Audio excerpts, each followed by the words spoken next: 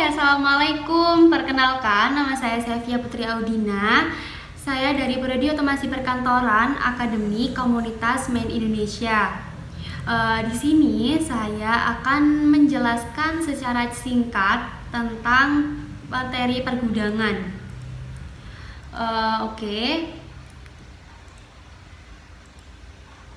Di sini saya akan menjelaskan definisi pergudangan, kemudian manfaat pergudangan, mekanisme pergudangan, lalu metode penyimpanan, analisis ABC, kemudian denah gudang, peralatan pendukung gudang, spesifikasi gudang, keamanan gudang, sistem informasi pergudangan, pengelola gudang, dan yang terakhir studi kasus.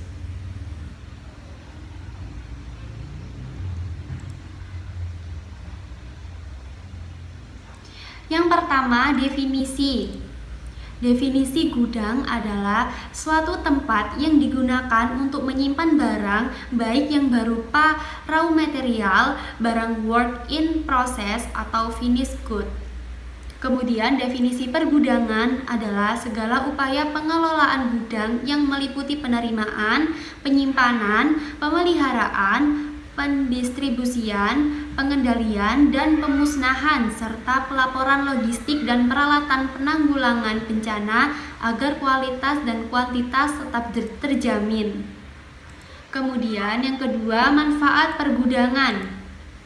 Manfaat pergudangan yang pertama yaitu terjaganya kualitas dan kuantitas logistik dan peralatan.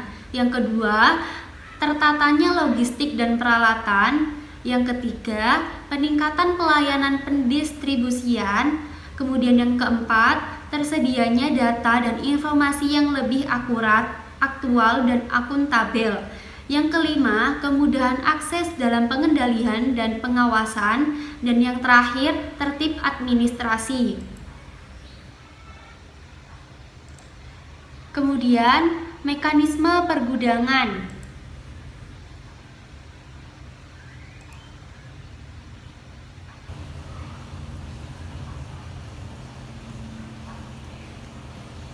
Mekanisme pergudangan ada 6, yaitu penerimaan, penyimpanan, pemeliharaan. Di pemeliharaan itu ada FIFO, LIFO, dan LIFO.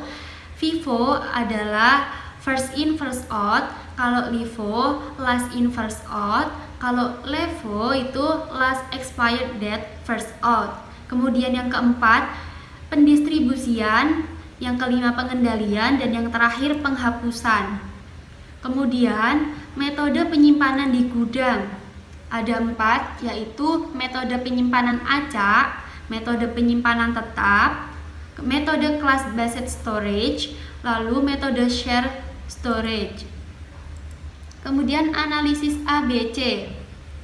Kategori A itu angkanya 80 sampai 20. Lalu yang kategori B itu 15 sampai 30 dan yang kategori C 5 sampai 50. Selanjutnya, spesifikasi gudang di pusat, provinsi, dan kabupaten atau kota. Spesifikasi gudang di pusat, provinsi, dan kabupaten atau kota serta pembangunan disesuaikan dengan volume yang akan ditampung dan kondisi daerah masing-masing. Namun demikian, secara umum dapat dibuat acuan spesifikasi seperti terlampir. Keamanan gudang. Yang pertama, lokasi pergudangan diupayakan secara historis aman dari bencana. Kemudian yang kedua, pencegahan kebakaran. Itu dihindari penumpukan bahan-bahan yang mudah terbakar. Kemudian dipasang alat alarm kebakaran. Yang ketiga, alat pemadam kebakaran harus diletakkan pada tempat yang mudah dijangkau dan dalam jumlah yang cukup. Contohnya, tersedianya bak pasir, tabung pemadam kebakaran, hidran, karung goni, gala pengait besi. Kemudian yang ketiga, keamanan gudang, itu seperti di pagar keliling. Kemudian alat pemantau keamanan seperti alarm atau kamera CCTV. Kemudian petugas keamanan. Kemudian selanjutnya denah gudang.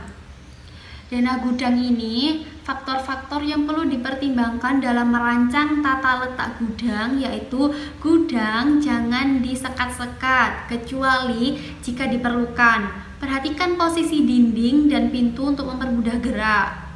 Kemudian layout gudang ada 3, yaitu arus garis lurus, arus huruf U, lalu arus huruf L. Kemudian pengaturan sirkulasi udara, penggunaan rak dan palet yang tepat, kemudian penyimpanan khusus. Kemudian peralatan sarana pendukung pergudangan, yaitu sarana yang sebaiknya tersedia adalah sebagai berikut: gedung atau bangunan gudang, kemudian pembangkit listrik atau lainnya, kemudian alat angkutan atau transportasi, yang keempat alat dokumentasi administrasi, kemudian alat komunikasi, alat pengukur suhu, dan sarana administrasi logistik dan peralatan. Selanjutnya, sistem informasi pergudangan. Itu ada sistem informasi. Keluaran dari sistem informasi ini berupa laporan bulanan, triwulan, semesteran, dan tahun tentang kegiatan penerimaan dan kegiatan penyimpanan, kegiatan distribusi.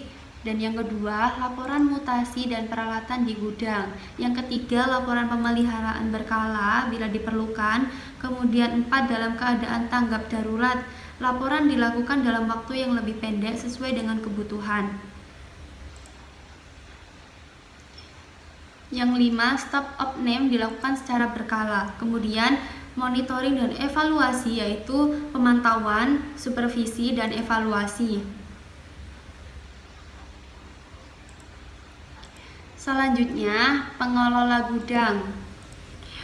Manajemen gudang dilakukan pengelola gudang yang ditunjuk berdasarkan peraturan yang berlaku dan sekurang-kurangnya terdiri dari: yang pertama, kepala gudang, yang kedua, petugas perencanaan, pengendalian dan pelaporan, petugas penerimaan, petugas pimpinan dan pemeliharaan, petugas pendistribusian, dan yang terakhir, petugas keamanan.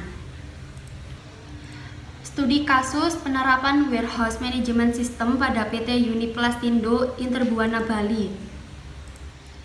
Abstrak.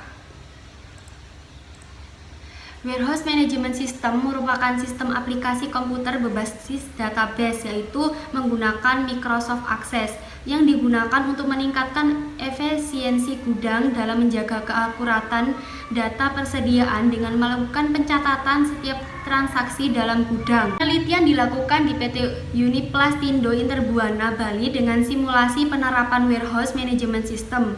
Data saat simulasi menunjukkan jumlah waktu yang lebih sedikit dibandingkan sebelum simulasi, yang berarti biaya yang dikeluarkan lebih sedikit.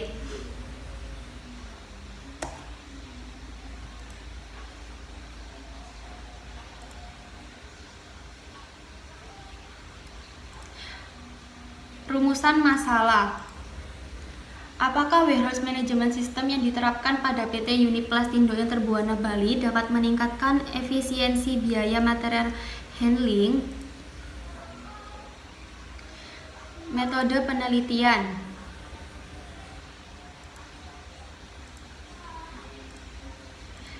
Desain penelitian berbentuk deskriptif komparatif yang dilakukan dengan cara membandingkan biaya material handling sebelum dan saat penerapan Warehouse Management System pada PT Uniplastindo Interbuana Bali dengan harapan adanya efisiensi yang ditunjukkan dalam proses material handling.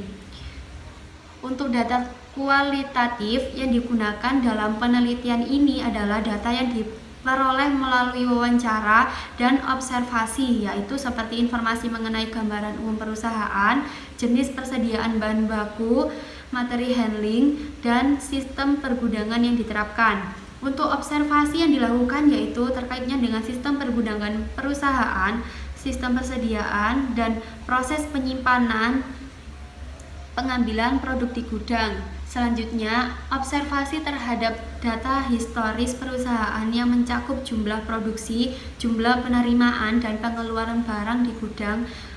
wawancara pada bagian gudang dan produksi terkait dengan sistem pergudangan. Untuk simulasi penerapan warehouse management system dilakukan di gudang bahan baku saat penerimaan dan pengiriman material. Hasil penelitian. Perbedaan biaya tersebut yang ditimbulkan dari penerapan sistem warehousing. Munculnya efisiensi biaya tersebut dikarenakan sistem yang dibuat membantu dalam penentuan lokasi secara spesifik material yang diperlukan. Operator dapat dengan mudah menemukan material yang dibutuhkan dan tidak membuang banyak waktu dalam proses pencarian. Admin yang setiap harinya harus melakukan perhitungan dan pencatatan persediaan material lebih dimudahkan dengan adanya sistem warehousing ini. Perhitungan persediaan dan pencatatan manual yang dilakukan biasanya menghabiskan waktu selama 30 menit.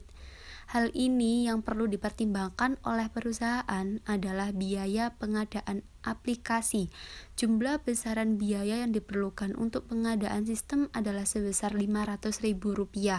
Biaya tersebut akan disesuaikan lagi dengan kebutuhan perusahaan, karena sistem yang digunakan untuk kegiatan simulasi adalah berupa sistem sederhana. Sehingga apabila perusahaan menginginkan sistem yang lebih kompeten, maka biaya pengadaannya akan lebih besar. Berdasarkan hasil penelitian yang disimpulkan di atas, terdapat pengaruh penerapan sistem warehousing dengan Microsoft Access terhadap efisiensi perusahaan. Kecanggihan teknologi saat ini tentunya akan banyak memberikan perusahaan yang positif bagi perusahaan. Pengelolaan teknologi serta pengembangan sistem yang tepat akan dapat meningkatkan efisiensi bagi perusahaan yang tujuan utamanya adalah meningkatkan pendapatan. Kemudian, kesimpulan dan saran. Kesimpulan warehouse management system dengan sistem sederhana untuk simulasi berupa software Microsoft Access menunjukkan bahwa penerapan sistem dapat meningkatkan efisiensi biaya material handling. Selisih tersebut yang menunjukkan adanya efisiensi biaya yang dihasilkan dalam penerapan sistem warehousing. Penerapan warehousing management system juga dapat memberikan kemudahan bagi admin dalam mengumpulkan data, karena dengan adanya sistem data dapat dikumpulkan dengan lebih mudah, cepat, dan akurat. Untuk saran, penerapan warehousing management system menunjukkan adanya efisiensi terhadap proses penanganan material serta pengumpulan data.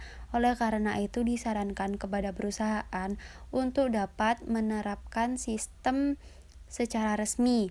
Penggunaan sistem secara resmi pada perusahaan harus dapat mempertimbangkan beberapa hal, seperti pemahaman terhadap admin, juga operator mengenai keseriusan dalam pengumpulan data. Sekian penjelasan saya mengenai pergudangan. Terima kasih. Wassalamualaikum warahmatullahi wabarakatuh.